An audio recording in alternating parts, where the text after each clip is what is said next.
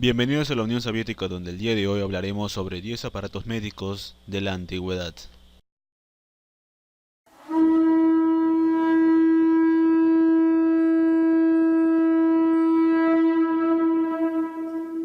Las primeras tiendas de oxígeno.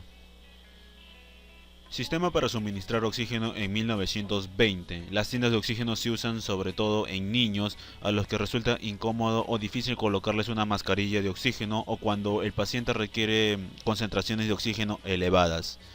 Las campanas de oxígeno, como las que aparecen en la imagen, se limitan a la cabeza y cuello, dejando libre el resto del cuerpo. Los primeros métodos de reanimación. Reanimación con carbógeno, 1920.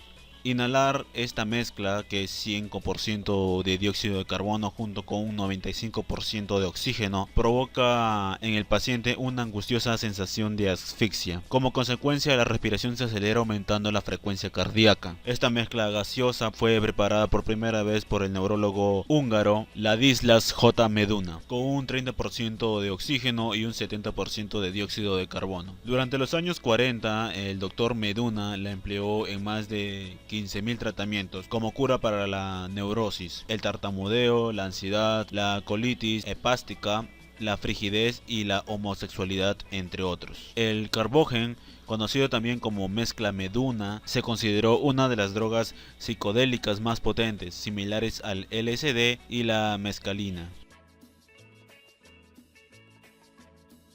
Las primeras medicaciones intravenosas.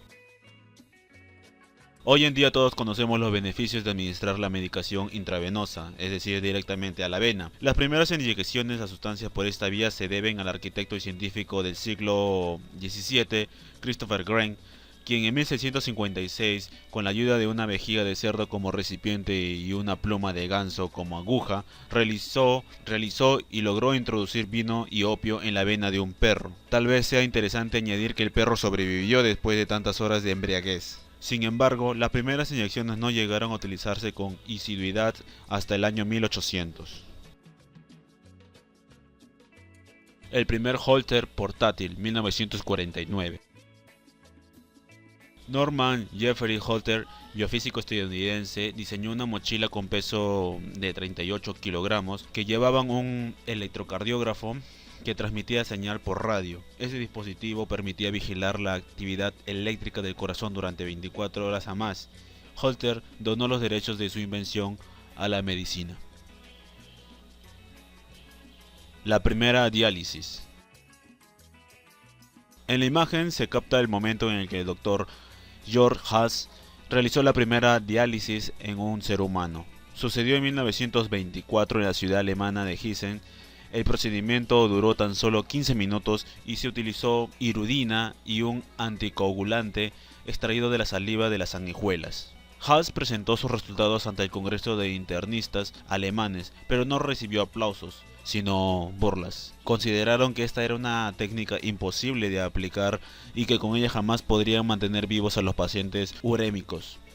Alrededor de 1930, Haas abandonó sus investigaciones y pasaron 15 años, hasta que el doctor Koch retomó las experiencias con diálisis.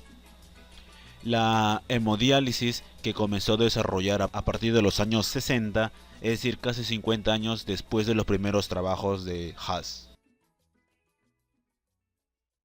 Los primeros instrumentos para medir la presión arterial. En el siglo VI, antes de la era común, médico y cirujano indio Sushruta ya mencionaba algunos de los síntomas que podrían ser compatibles con la hipertensión arterial. Era conocida como la enfermedad del pulso duro.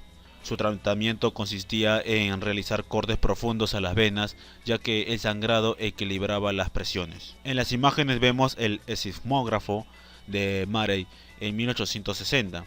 Un instrumento médico empleado para medir la presión sanguínea, precursor en el siglo XIX del actual esfigmomanómetro.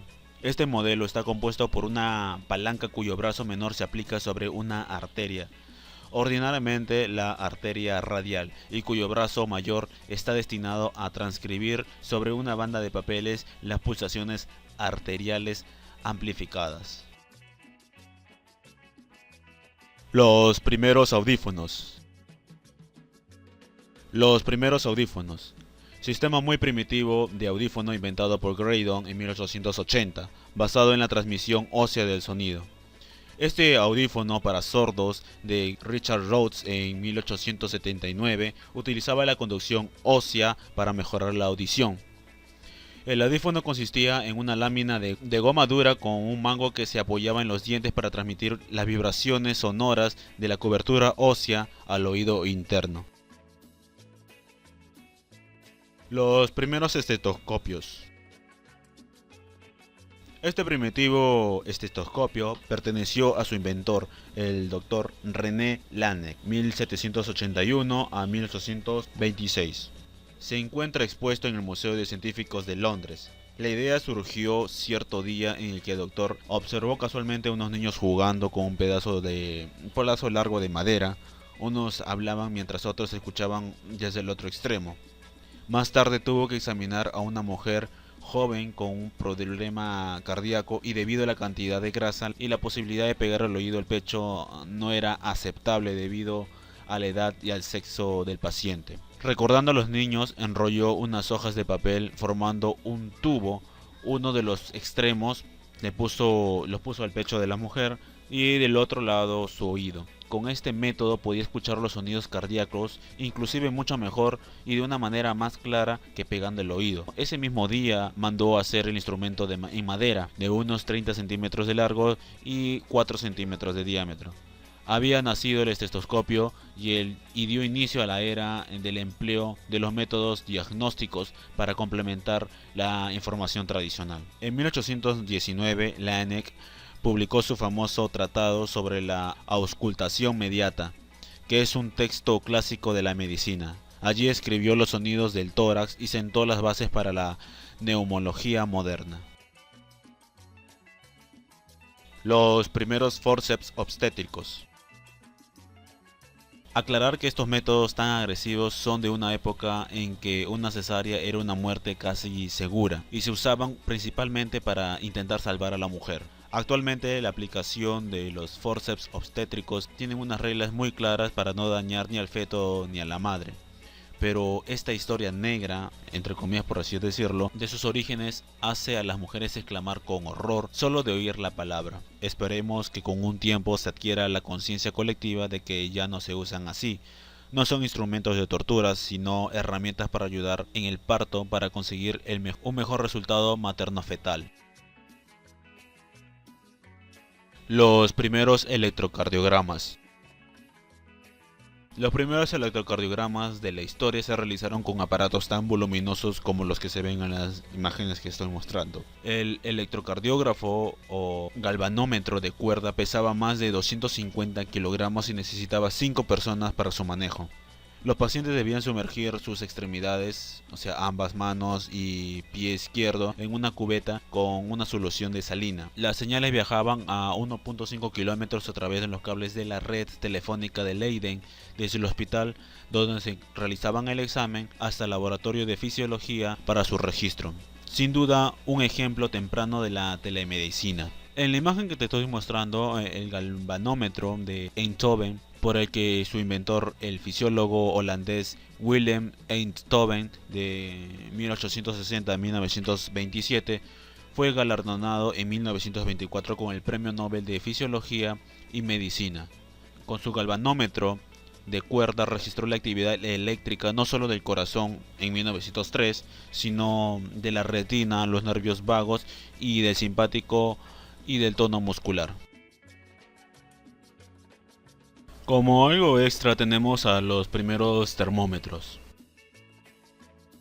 Parece mentira, pero en tan solo unos años para poder medir la temperatura corporal se necesitaban alrededor de 20 minutos utilizando instrumentos de gran peso y tamaño y más de 25 centímetros.